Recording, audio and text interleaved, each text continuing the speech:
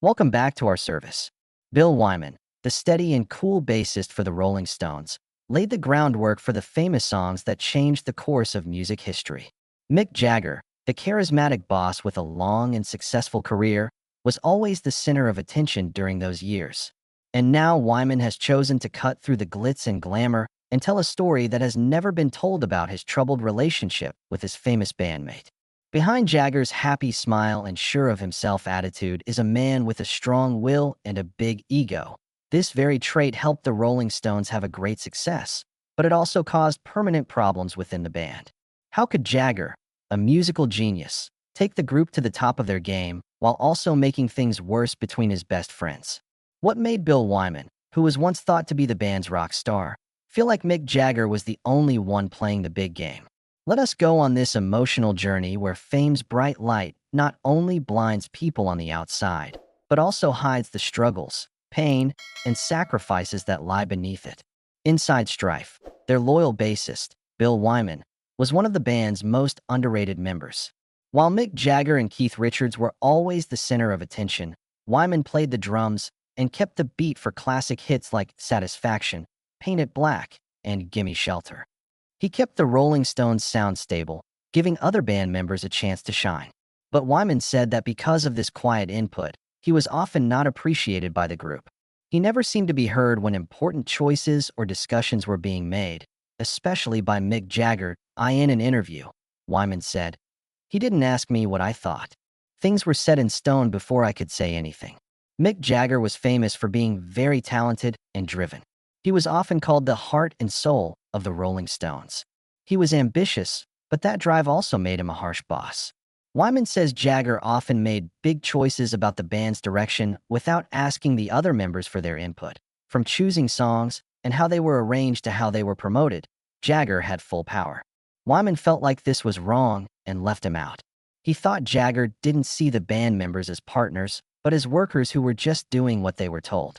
Wyman remembered times when he tried to use his ideas or tips to help with a project, but were turned down or ignored.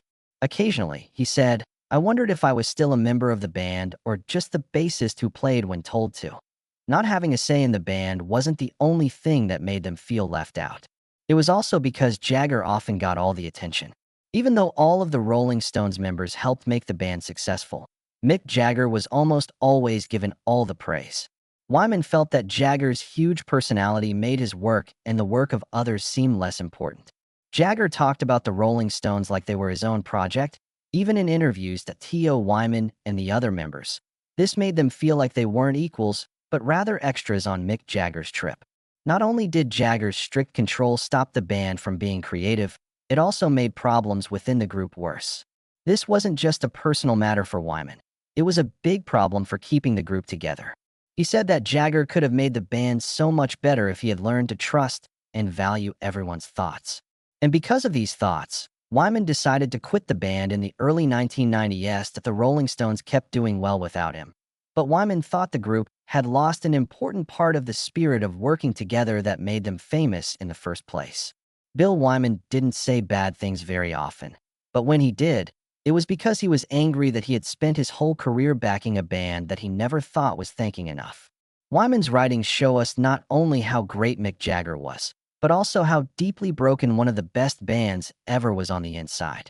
The problems between Mick Jagger and Bill Wyman show that the band's internal relationships are out of balance. They also show how Mick Jagger ran the Rolling Stones, where personal goals sometimes got in the way of team spirit. Unlike Wyman, who felt like an employee in the band, Jagger's relationship with co-founder and longtime creative partner Keith Richards was a constant battle of egos and politics. The magic of the Rolling Stones came from the fact that Mick Jagger and Keith Richards were complete opposites who worked well together. Through his improvised guitar playing, honest feelings, and restless spirit, Richards gave the band its rock and roll soul. At the same time, Jagger, who was very smart about strategy and had tight control over everything, made sure that the Rolling Stones were more than just a band. They were a world music empire. From their early days together until they were world famous, they worked together on famous songs like Satisfaction, Jumpin' Jack Flash, and Sympathy for the Devil. But the very differences in their ways and personalities led to fights that were bound to happen. When Jagger started putting solo projects ahead of the band in the 1980s, things between him and Richards got really bad. To Richards, this felt like giving up on them. The Rolling Stones had always seemed like a family to him, with everyone working together to reach the same goal. However, Jagger's focus on personal growth through solo projects made things worse between them. Small arguments turned into public fights, which reached their peak during the making of the 1986 album Dirty Work. The album Dirty Work shows how badly Jagger and Richards' friendship has broken down. Jagger wasn't very interested in the recording process. He spent most of his time on personal projects and only joined in when he had to. On the other hand, Richards did almost everything for the project, from writing tunes to running the recording sessions. When Jagger did show up, though, his need for too much power led to heated arguments. Other band members and producers said the studio was stifling and tense, and that every conversation could turn into a fight.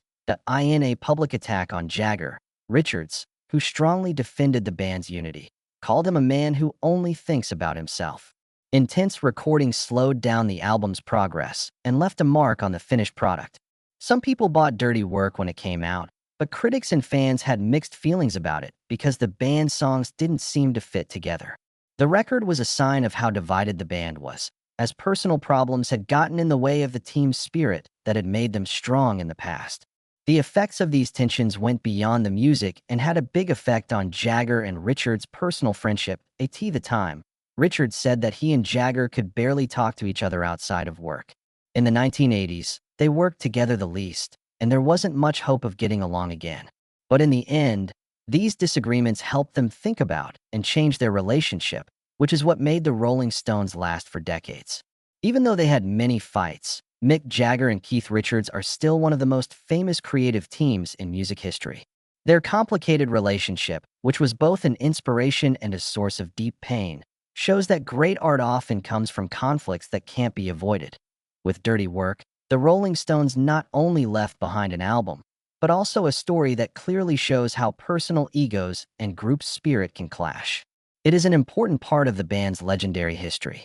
Not only did Mick Jagger make things difficult with Keith Richards and Bill Wyman, but he also had a big effect on Charlie Watts, the Rolling Stones' reliable and calm drummer. During his career, Watts was seen as the timekeeper in both music and the way the band worked together. He kept the Rolling Stones stable through decades of trouble thanks to his patience, discipline, and calm attitude. Yet, Jagger's power made Watts feel limited at times, leaving gaps between the two that were hard to fill. Charlie Watts almost never showed how he felt in public, especially when there were problems in the band. He often chose to be quiet and listen to music instead of getting involved in arguments. But people who knew Watts well said that he wasn't totally happy with how Mick Jagger ran the band. In addition to controlling the artistic parts, Jagger also had a hand in how each member worked. He often set very high standards that meant shows had to be perfect. This made Watts feel like he wasn't always trusted, even though he was always good at his job. In the 1980s, Jagger made a remembered tense moment between himself and Watts when he called Watts "my drummer" while talking to Richards. Even if the person didn't mean to, this comment hurt Watts' pride because he always saw himself as an equal member of the band. Richards says that Watts quickly corrected Jagger, showing a rare sign of anger. Even though Watts didn't usually show his anger, this event showed that he wasn't someone who easily gave into pressure. Watts' dislike for Jagger was also clear in the way he avoided getting involved in the band's private affairs. Even though Watts was loyal and committed on stage, he didn't like it when Jagger made decisions without consulting anyone else. Others who worked with the band said that Watts' way of quietly but deeply showing his discontent was by remaining silent for long periods of time during the band's most tense times. No matter what problems he faced, Watts always showed an unmatched level of skill, which even Jagger had to admit. He never let personal problems get in the way of his work. Because he was so professional, Watts was a rock in the Rolling Stones, even when there were fights within the band. His patience and silence, on the other hand, serve as a warning that not all problems can be solved or cracks fixed. Mick Jagger and Charlie Watts had a complicated relationship, like many others in the Rolling Stones. They respected and loved each other, but they also had big differences that they couldn't get past. Watts was not only a great drummer, but also a sign of hard work and patience. However, He was actually a man who was struggling with pressures that he couldn't see that came from Jagger's power. This is an important part of the story behind this famous band that has never been told, has problems with well-known acts. Not only did Mick Jagger make things difficult in his own band, but he also got into fights with other famous artists of the time. Rod Stewart and David Bowie stand out. In the beginning, these relationships were based on working together and respecting each other. But over time, they turned into dramatic battles caused by the clash of huge egos. Both David Bowie and Mick Jagger were famous musicians in the 1970s and 1980s. They used to be friends, both on and off the stage. They both had an unquenchable desire to be creative and were incredibly attractive. But over time, the tensions between them that came from their egos and goals made it harder for them to work together. The worst part of their relationship was when they made the hit song, Dancing in the Street, together in 1985. The song was a huge hit, but the stories from behind the scenes of their work together were full of arguments and fights. Bowie's endless creativity and desire to reinvent himself meant that he wouldn't let Jagger take over any of his projects. This caused a tense relationship that turned what could have been a productive partnership into a subtle race to see who could be the most dominant. Mick Jagger didn't just have problems with Bowie. He had a rough relationship with Rod Stewart, who was also a famous rock singer at the time.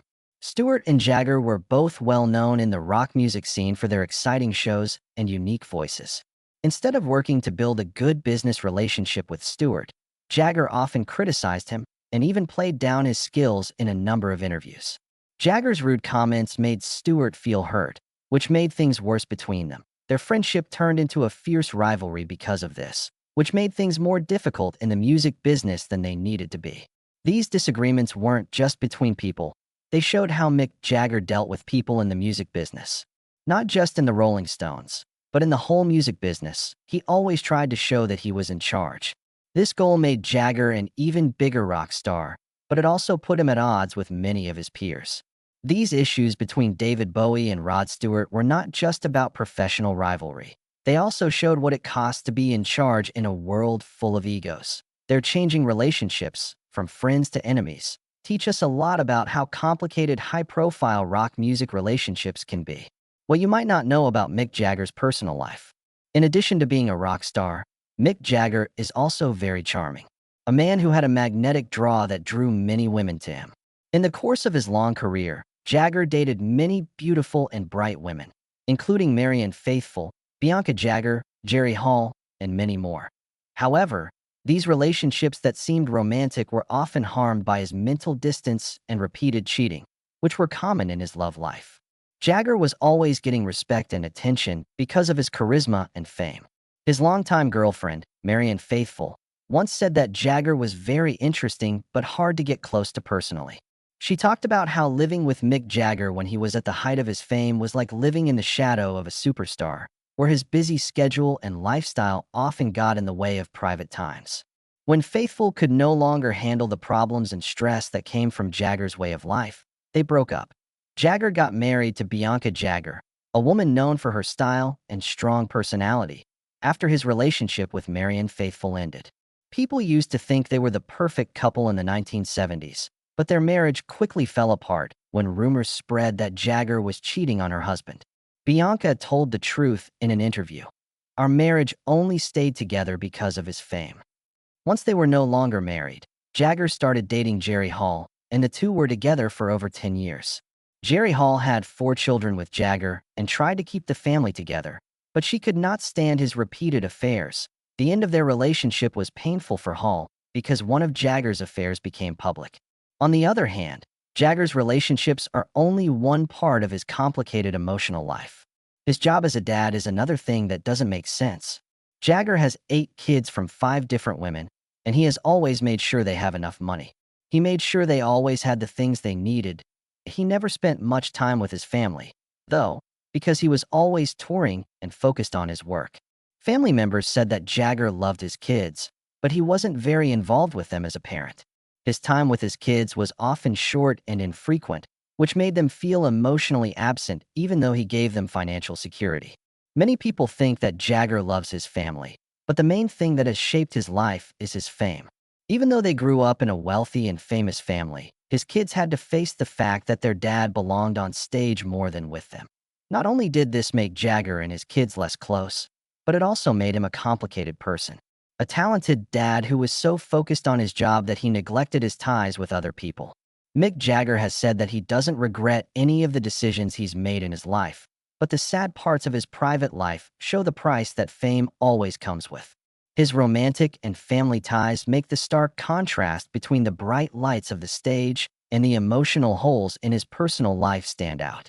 Jagger's life has been full of success and glory, but it also has broken parts that fame could never fix. That a story about choices and responsibilities that is hard to understand from the outside. Mick Jagger has made an indelible mark on the world of rock music with his unmatched skill and charisma. His legacy is great, but it lives in the shadows. He wasn't just a lead singer. He changed what that means in current music. Before Jagger, a lead singer mostly led melodies, focused on vocals and interacting with the crowd. Jagger made the stage into a full performance space, and his voice, behavior, and interactions with the audience became a live show. Jagger's signature moves, the way he used his body to show how he felt, and his ability to connect with millions of fans not only lit up stages, but also took the role of lead singer to a whole new level. Satisfaction, Paint It Black, and Sympathy for the Devil are not only timeless hits, but they also show how creatively risky Jagger and the Rolling Stones were and how hard they worked to come up with new ideas. With Jagger at the lead, their music became the voice of an age, a mix of defiance, a desire for freedom, and the pain of real life. Because Jagger was always coming up with new ideas, whether it was writing songs or guiding the band, the Rolling Stones were able to stay together for over 60 years and become one of the best rock bands ever. There was a cost to the attention Jagger brought, though. While his drive to be the best helped the Rolling Stones reach the top, it also severely damaged his personal and business relationships. Other band members, especially Keith Richards and Bill Wyman, didn't like Jagger's need to be in charge and express himself. These long-running differences, which sometimes broke out into open fights, not only made the group's spirit weak, but they also made many musical projects feel stifling and tiring. Jagger's need to be in charge also hurt his relationships with important people in the music business outside of the band. David Bowie and Rod Stewart used to be creative partners, but over time their relationships turned into fierce rivals and tense competitions. Together, Jagger's huge ego and strict control put a lot of space between him and the people who used to share the stage with him. More than that, Jagger's domestic life was a mess. He had a lot of problems with relationships, couldn't make his family close, and was emotionally distant from his kids. These things showed another side of his greatness, where his success on stage came at the cost of personal gaps. Jagger worked hard as an artist, but it was hard for him to give his close friends and family the time and mental support they needed. Mick Jagger left behind a bright and important legacy, but it also carries the weight of sacrifice.